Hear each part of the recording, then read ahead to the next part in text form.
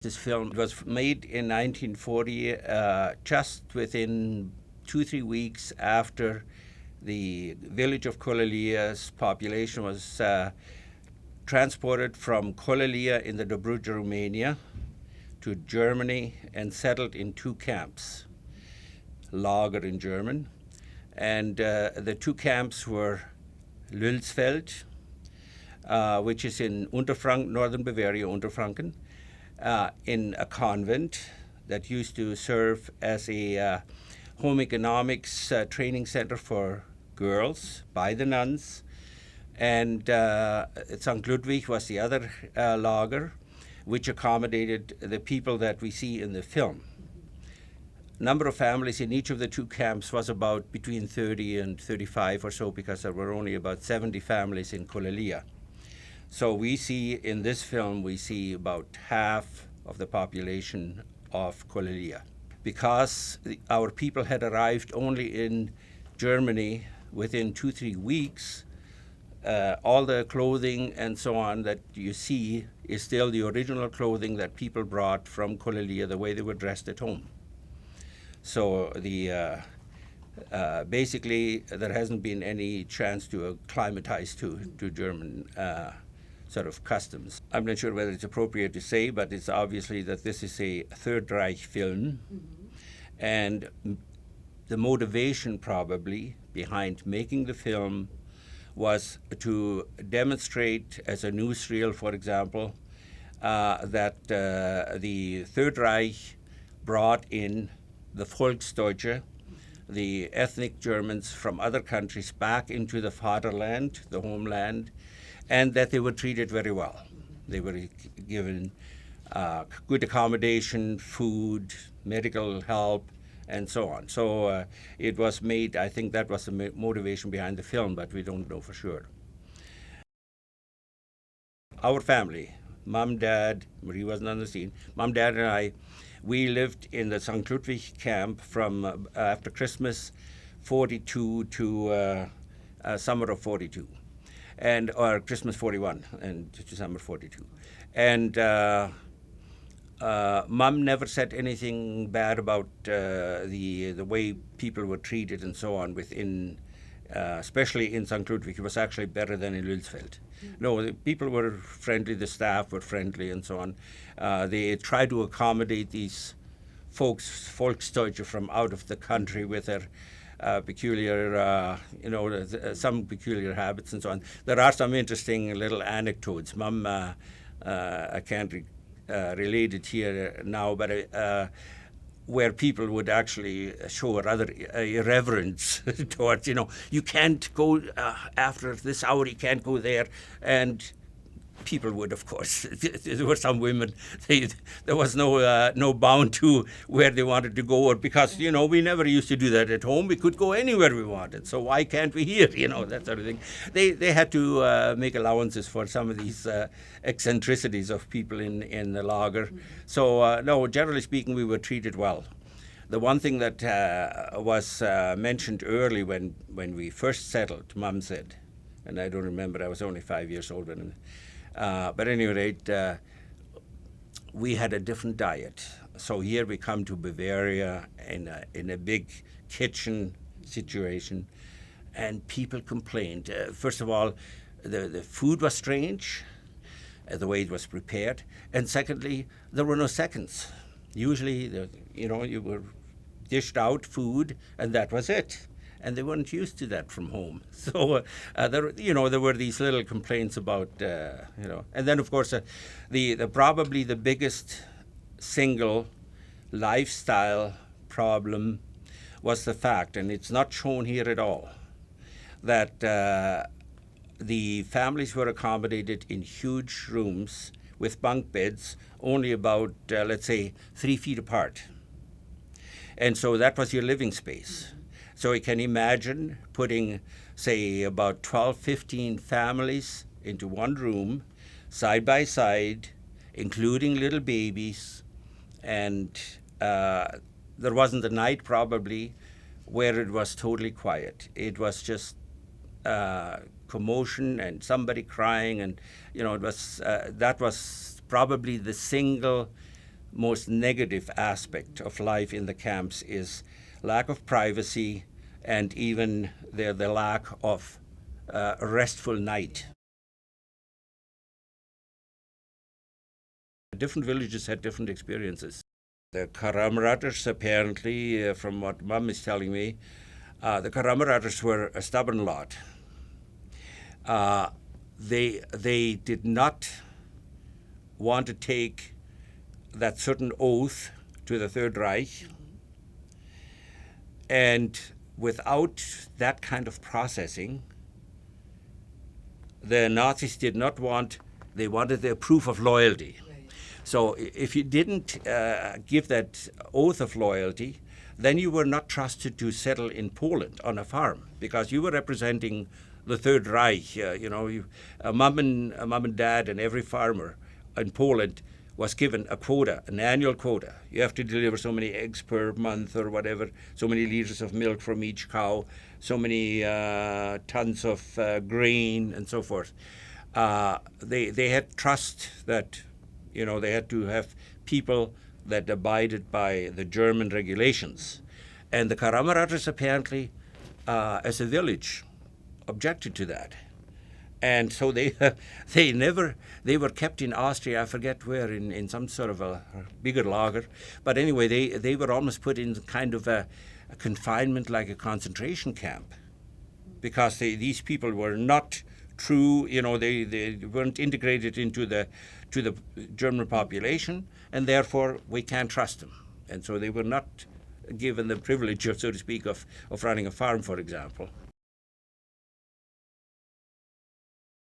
That was typical of some of the folk dances that were done at home, even during weddings. Okay. And I think, I'm not sure, but I think it might be an influence from the Eastern, like the Ukrainian dances, where they have a lot of group dances and so on, that this was definitely the kind of dance that you'd see during a Colelia wedding. Mm-hmm.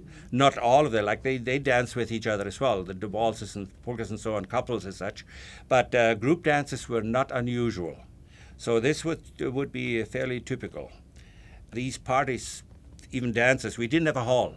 There was no dance hall in Colelia or any other public assembly building aside from the church. And so a wedding would be held usually in the groom's house. And so the dances were confined in a way, but I do remember that the accordion player would be in the corner on a table, sitting on the top of a table. That is, they put the table in the corner, put the chair on top, and that's where so you could hear him, I guess. The horror, Mum says, is definitely was a Romanian dance, and I'm sure they had others. There was Culelia is in one sense from a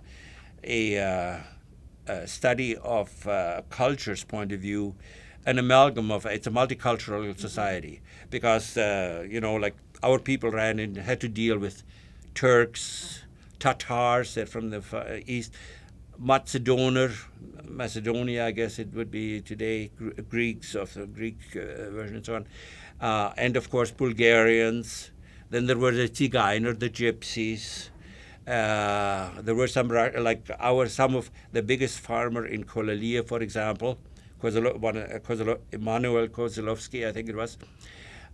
He would hire for the summer, for the harvest. He would hire itinerant workers, and some of them were Russian. They came as far away from Russia, and they would work during the harvest, say 2-3 weeks or whatever, to help with bringing in the harvest and so on.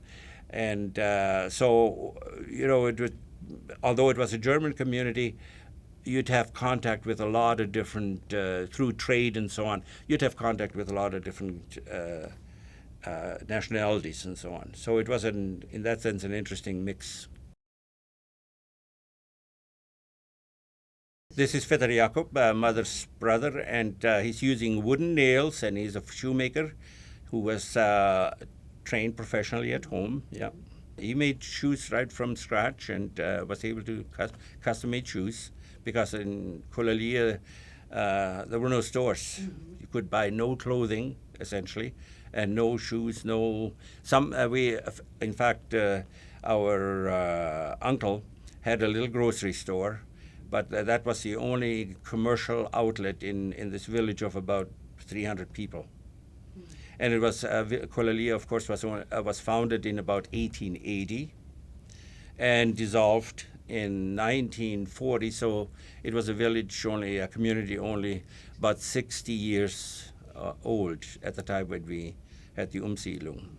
So I was 5 years old when we left in Colelia, and then in the fall of 1941, I started grade 1. I was 6 years old, so I'm starting grade 1 in Lülsfeld. So we were part of the total classroom. That is the Umsiedler, the Volksdeutsche, where the children went and mixed, attended grade 1 with the other local children, and befriended them and so on. So no, we were, people got to know each other. The lady that Mom and I and Marie lived, and then Dad afterwards, lived in Lülsfeld, where we were resettled. We knew Sefa from, Mom at least knew Sefa from the time we lived in Lülsfeld from 40 to 42. So now people got to know and of course we went to the same church. There was no separate church. We all went to the Lülsfeld parish church when on Sunday Mass and so on. So there was mixing, and people knew, got to know the local people, got to know people in the lager fairly soon, within probably a month or so after we arrived in Germany. Not all the men, but most of the young working men were actually working in factories. So Vetter Jakob and Vetter, our uncles and so on, and my dad, they would be taken by bus from, say, Lülsfeld, taken to Schweinfurt, and worked in factories.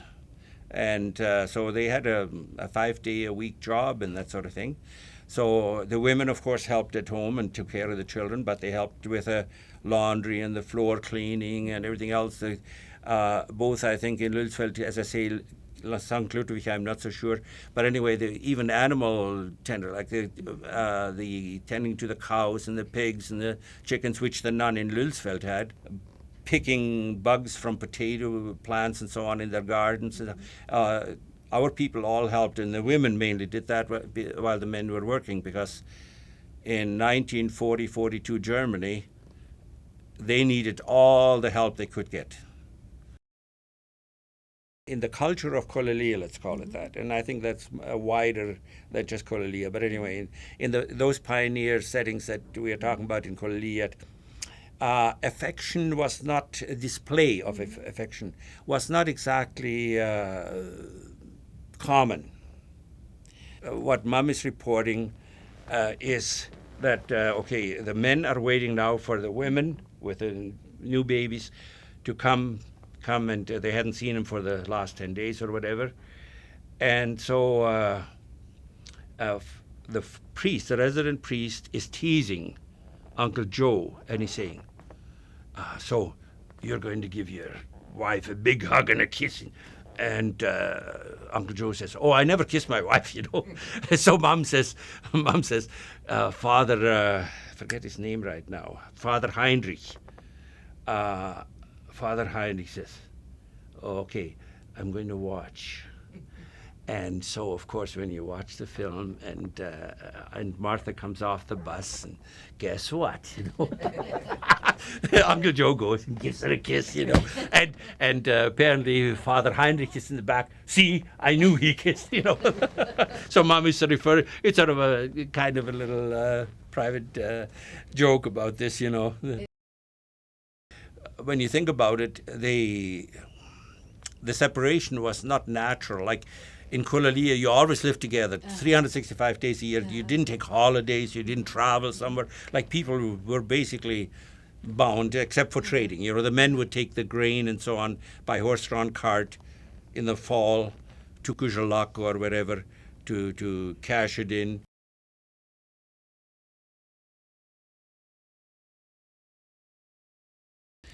The story briefly behind me obtaining the film was in about the early 70s. I was talking to Mum and said, I have vague recollections that there was a film made in St. Ludwig. Whether she'd have any idea where the Lagerführer is, that I could maybe contact, so on. She didn't know, but she said, oh, my cousin Brigitte in Germany, you contact Brigitte, and she probably can tell you where the Lagerführer is and his address and so on, which I did. Long story short, I did write to, forget it's now, Morgenroth, I think was his name or something. I wrote to him, and this is early 70s, and he was very courteous, and he said, I'm so glad somebody is asking about this film. I have it in my possession. I wouldn't know what to do. He said, I'm getting old. I wouldn't know what to do with it. And so I offered to get it from him. I sent him some money, and he sent it over in the original professional canister, whatever these real cans are, with the title on top and so on. And once I had it, then of course eventually I had it transposed onto VHS tape, and the rest of it is history. So here it is with a DVD in the modern form, you know. But anyway, it was. I was surprised that I was given access to this film. The end story about the film is that Marie and I were in Germany about 3 years ago, and I thought, okay, it's a German film, and it should ultimately be in a German archive. That's where it belongs. So I took it over, and then before we came back to Canada, I sent it to an archive. Now, I did leave it in Germany, and they acknowledged receiving it. In fact, I suggested, well, if and when you make a DVD from it in Germany, I would like to get a copy of it. You know, in the meantime, of course, we have it already. So, anyway, and you haven't heard from them? I haven't heard from them since. It should be sitting somewhat in Germany, at least well preserved, hopefully. Anyway, that's sort of the basic story of how the film happened, and I'm glad that it's preserved at least. And within 2 years of this taking of this film, in the summer of '42, the village population was distributed throughout Poland, and then eventually after the war throughout North America and Germany. That this would be the last grouping of the village in one place. And that's why I personally recognize a lot of faces, but I can't put a name to it because I remember them only as a 5 to 7-year-old boy. So, but it was in fact these last 2 years the beginning of which we see in the film, that was the last 2 years of being more or less together as a group. After that, we are all distributed throughout North America, Germany, and some even to South America.